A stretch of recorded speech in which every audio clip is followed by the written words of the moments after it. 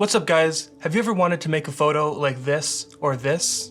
Well, those are two images that I've taken this past summer, and I have just started getting into star trail photography. So I thought I would share exactly how I did it from start to finish, and this is going to be a fairly long video, so I'm going to leave chapters along the bottom so that you can follow along and skip forward if you want to. So be prepared, it's a bit longer, but it's definitely worth it. So here are a few of the things you're going to need. To do the photos that I do, I use an Aperture MC. It's a little RGB light. Really handy, I've used it in a lot of videos. I would highly recommend everyone getting one of these. Next up, a power bank. Sometimes these shoots can take a few hours long, just doing photo after photo, so having some extra juice plugged into your camera will definitely help out. An intervalometer, this is the cherry on top. This is what makes this super easy to do. You just plug this into your camera. You set the amount of shots you want to take, and then this automatically triggers your camera to do all the shooting for you. So you just set up, press play, and sit back and relax. I'll be talking more about this later on in the video, but intervalometer, they're all made for different camera brands, so make sure you get the right one for your camera. Next up is a wide angle lens. This is a 12mm from 7 Artisans. It's f2.8, so it's pretty wide open, so I can get a lot of light. And it's really wide, so I can get a lot of the sky. I'll also be talking more about this, and I actually have a video coming out about this lens soon, so keep your eyes out for that. And then finally, obviously, your camera. Full frame cameras will be able to do a little bit better in this because they can usually accept a little bit more light. I prefer to use full frame cameras, but I currently only have an APS-C camera. As long as your camera can shoot in manual mode, then that's really all you need. That is pretty much everything that you're gonna need gear-wise, and obviously a tripod. I don't have mine here, I left it in the car, but definitely need a tripod. A flashlight will also come in handy because you're gonna be moving around outside in the dark, and maybe a knife if you're worried about some animals or other people around you, but this is all the main gear that you're gonna need. So now that we have all of our gear, now it's time to figure out when to go out, and that's a very important step to this whole process.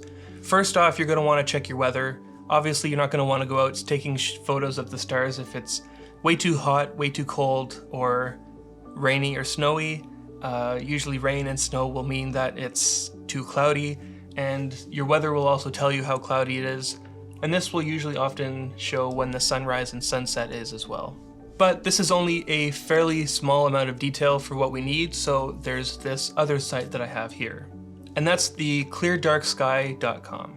So there's two different important sites that I have here. There's Clear Sky Charts, and this is what it looks like up here, and then the light pollution map. So starting off with the Clear Sky Chart, you're gonna go down into your location. It looks like it only works on North America cities, but I'm sure that there's other tools online for other countries in the world. So now I'm gonna go and navigate to my local area. So go to my list and scroll down to find my city, which is Ottawa.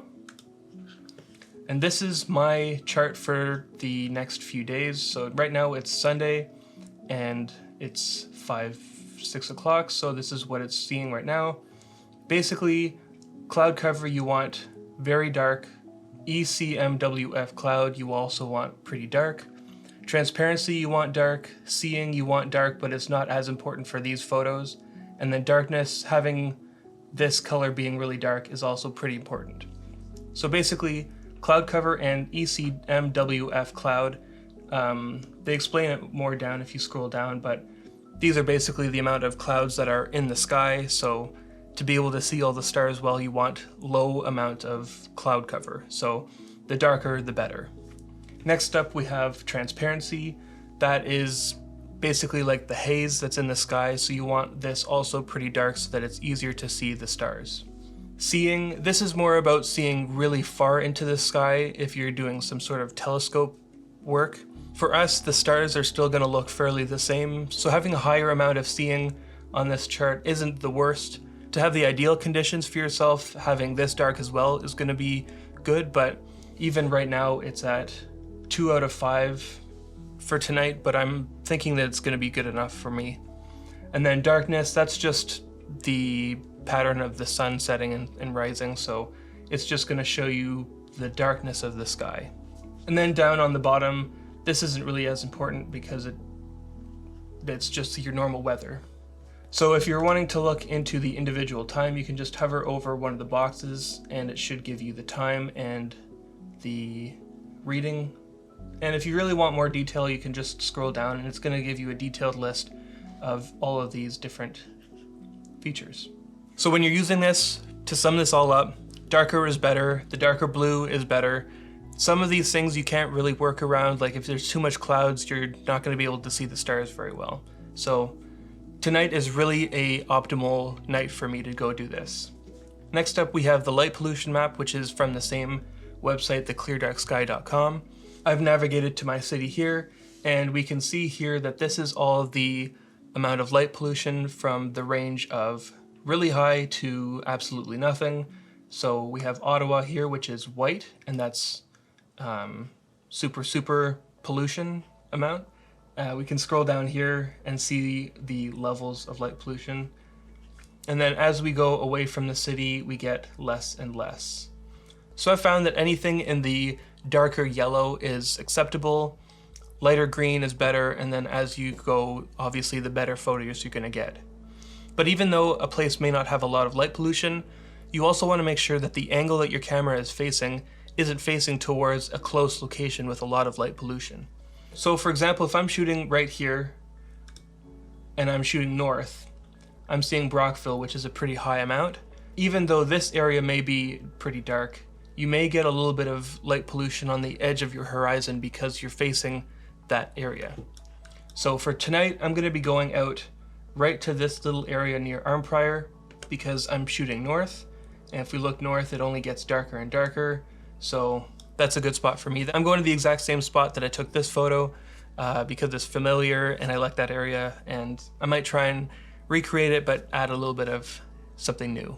So now that we have our light pollution map, now it's time to find a good location to shoot. And this is fairly tedious, it takes a long time. Sometimes I would recommend going out and doing a location shoot even if you're not going to be shooting that at that time. One thing I like to do is go to Google Maps and turn on satellite view and then find a location corresponding to the light pollution map that will be a good amount of light pollution or low amount of light pollution, but also a good location, because as we saw in the two photos that I showed, the one with the bridge looks a lot more interesting because the other one is just a light pole. I didn't do much location shooting at that time, so I kind of struggled to find a foreground. So I just ended up settling with a boring old light pole. Now you don't have to have a foreground. You could just go into a field and shoot just the plain stars alone, but having something in the foreground makes it pop a little bit more and it makes it look a little bit more interesting. I've already decided where I'm going tonight. I'm going to Morris Island Conservation Area. Very nice spot in Ottawa, or outside of Ottawa. And I know that this is in a good location, so I'm gonna go and find this. Looks like we're in a dark yellow area and we're gonna be shooting up towards the green and the dark green. So it looks like this is gonna be a good enough location for me.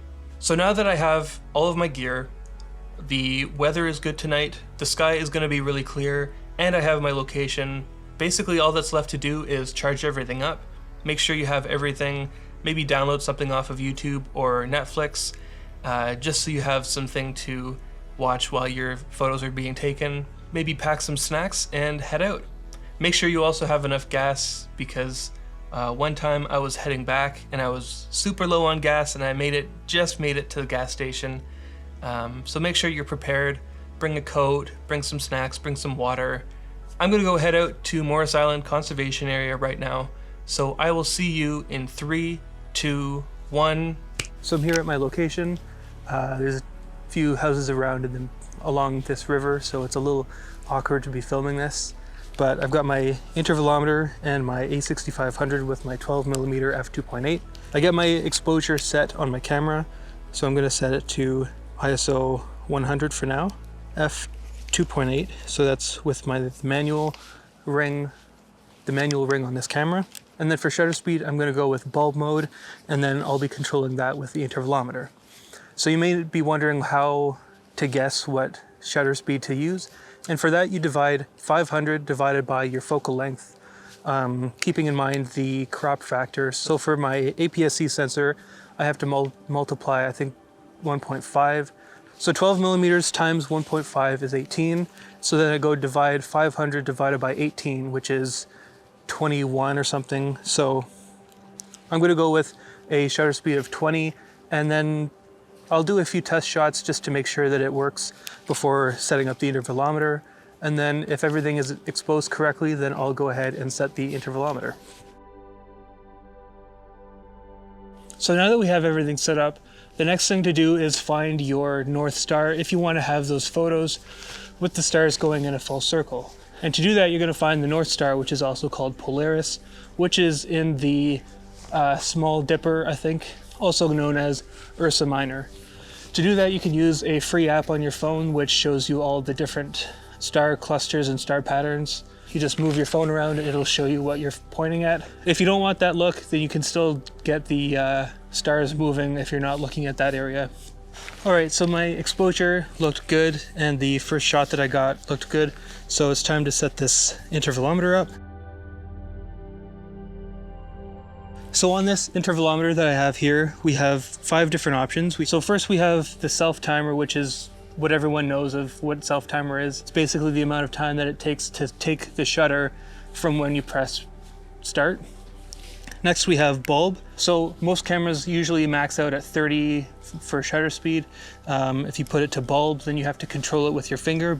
So this way you can set a preset amount of time in your intervalometer for the bulb mode, so that you can and you don't have to stay at your camera and turn off the bulb mode. But I'm only shooting at 20 seconds right now, so I'm going to ignore that.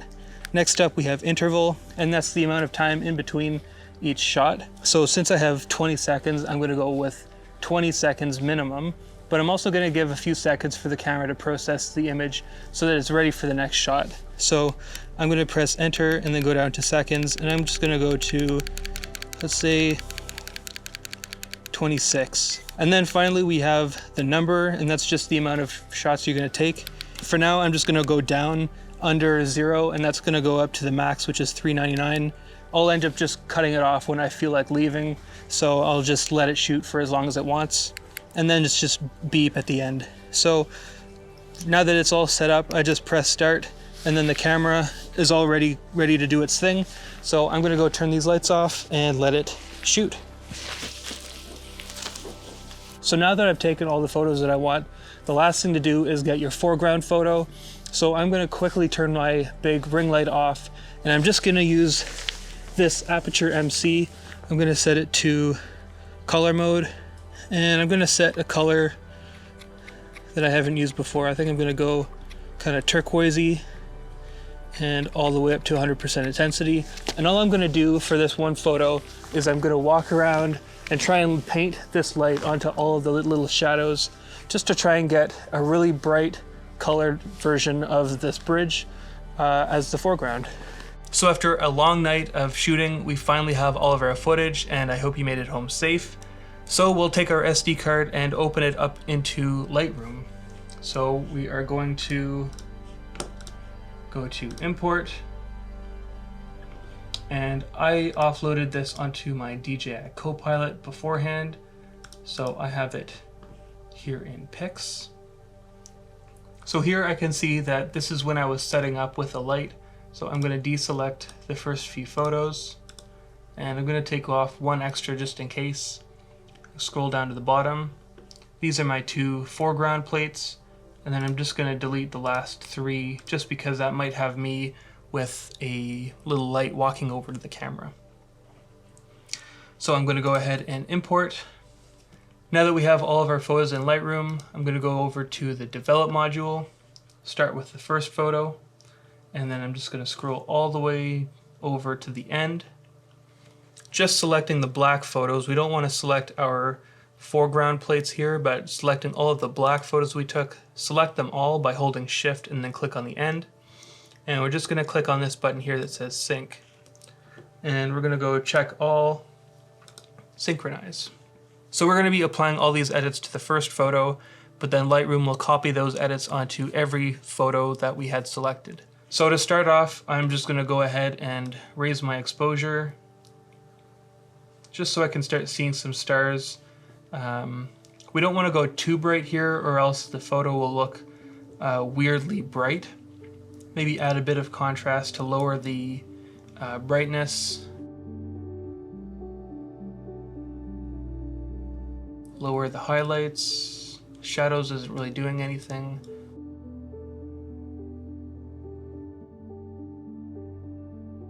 So here with the whites, I'm not trying to blow out the sky like this, but I'm also not going to take out too much white. I'm just trying to accentuate some of the stars before the whole sky gets affected by the white slider. So I think somewhere around 10 to 15 will be good for that. And then we have blacks. Next up we have presence, and this is really where the stars really start coming to life. It's really easy to just push both the texture and clarity up so you get all these stars coming to life. So with star trails, it's better to have a few less but really bright stars visible instead of a lot of smaller, less bright stars. So what we're gonna do is zero these back, and I'm just gonna push texture up a little bit. We don't wanna go too much before we start seeing a lot of the stars coming out from the darkness. But what we do want to see is the stars that we can already see getting a little bit brighter. So I'm going to go with somewhere around 40 here. Clarity is going to do something similar, but again, if you go too much, then you're pulling too much detail into the smaller stars, which we don't want. So I'm going to go somewhere around 24, 25. Next up, we have dehaze. So if you lower it, then that's adding too much haze. If we go too high, then it starts looking gross. So we're just gonna do just a small amount of dehazing here. We don't wanna go too crazy on this. And that's that.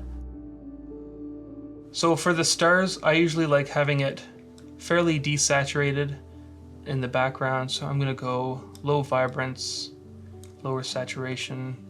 Next up, we have the tone curve. We can see that raising the lights will affect mostly just the stars that we can see, so I'm going to go and do that nice and high.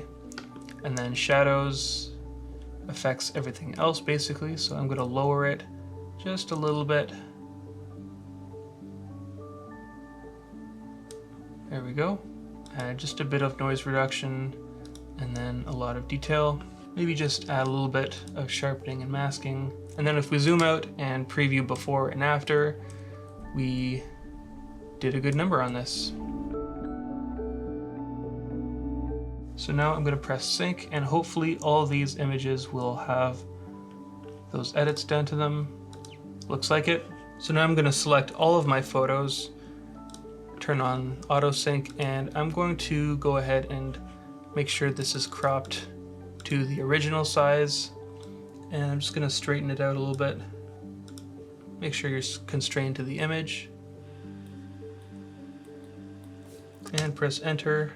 And we can test that by clicking on other photos and seeing their crop. So it looks like all the settings have been pasted. I'm gonna go ahead and click export, export, rename it to Star Trails and go 0001. Make sure that your quality is up to 100% here, and export. This is gonna take a little bit. So now that all of our images are exported, now it's time to open up your favorite browser and search StarStaX. The first link that shows up should be the proper one, but I'll also link it down in the description if you want to just get that easy link. So this is a free software that works on Mac and Windows. Basically, this is the tool that will be merging all these photos all into one, showing off that circular star motion. So you just find your system down under download and installation, click on it, and it should download it, install it, and then when you open it up, this is what it looks like. Next, you navigate to where your images were saved. Select one all the way down to the last one. and then just drag them all onto this sidebar here. It's gonna see this, and then we're gonna have a little bit of preferences on the side. If you don't see this, then you can just press on the little cog icon on the top. To copy the photo that I showed, you're gonna wanna put blending mode to gap filling, turn on comet mode, and then go to somewhere up in the top end of the long trails. And then the rest aren't super necessary for what I do. If you're wanting to make a short video of the stars moving and rotating, starting from no star trails and then having that star trail animate in, then what you're going to want to do is save after each step, because that will basically add the stars gradually, so then you can import that image sequence into Final Cut or Premiere or After Effects. But for one photo, you don't have to worry about this. So now that we have the blending mode set, all we have to do is go up here to the top left and click on Start Processing. And then we can see on the left here, it's going photo by photo. And then as it does this, we can see the lines in the photo are starting to move. So now all of my images are all blended up together. It looks like there's some little bit of an issue here, but I also probably should have made some adjustments to this area anyways, just because of the extra amount of light pollution up here. So if I was to do this again, I would go back into Lightroom, maybe add a gradual filter going up, and then darken and dehaze from the bottom. So there's a little bit of weird stuff going on, but overall I think it looks good. The reason we turned on Comet Trail mode was so that at the start of the line it gets thin and darker, and then it gets thicker and brighter as it goes up. So it makes it look a little bit more natural and interesting that way. So now that it's done, it's going to show up with a little bit of a green flash, and that's the threshold overlay. This basically helps with the gap filling that we had set earlier. So first we're going to set our threshold. If we go all the way to the bottom at low, everything is being selected. If we go way up high, only the brightest brights are getting selected. But so we're going to want to drag it somewhere so that we can see the bright areas of the star trails are being selected. And just going to keep dragging this down. For some reason you can't click on this, you have to actually drag it along. So weird thing to keep in mind. And I'm just going to keep dragging this until I find the right amount that I want to be selecting. And then I go to the amount slider. We can turn off the threshold overlay and start zooming in here. If we go all the way up, it really brightens it up. If we go all the way down. So if you want to add some extra dynamics, you can go a little bit higher on your threshold and then bring your amount all the way up. And that starts creating some contrast between the darker and the lighter stars. So honestly, I'm pretty happy with this already. We have contrast between all the stars. We have our black bridge here. So next step is going to be opening this up into Photoshop. So to export, we're just going to go up to the top left, the third icon here, which is Save. It's going to give a pop-up saying that it's done. And now we can quit StarStaX. Then we're going to drag the image into Photoshop, and here we have it here. I'm going to unlock it here, and then I'm going to navigate to where I saved the green photo, and I'm just going to drag my foreground photo onto the main photo. So it might not end up being the same size, but we can just hold Option or Alt and drag it up, and it should lock in place. Press Enter to lock it down. And now if we toggle on and off, the bridge looks like it's pretty much in the same spot. So since I was shooting with a really wide lens last night and it got kind of wet with all the dew in the air, I guess, I have a little bit of speckles here, but I don't think that's going to affect my shot too much. Basically now the only thing left to do is to mask out the bridge from the first photo and have it shown on the second photo. So to start off, I'm going to go to Layer and Rasterize to Smart Object, and now I can start erasing. The way that you mask out your image is going to be different for every person. Some people have favorite techniques that they use, and some images may require different options to do it as well.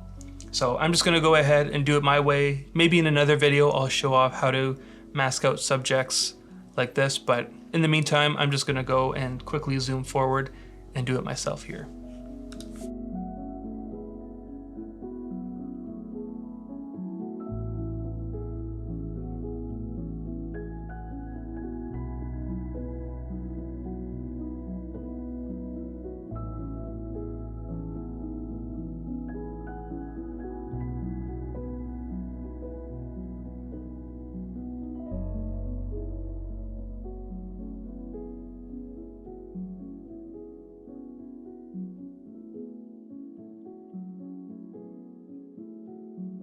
So I just masked out my bridge here. I didn't do it perfectly. It was kind of a cheap hack job just to speed this video along. In the final image, I'll probably do a little bit more carefully, but this is basically the final image.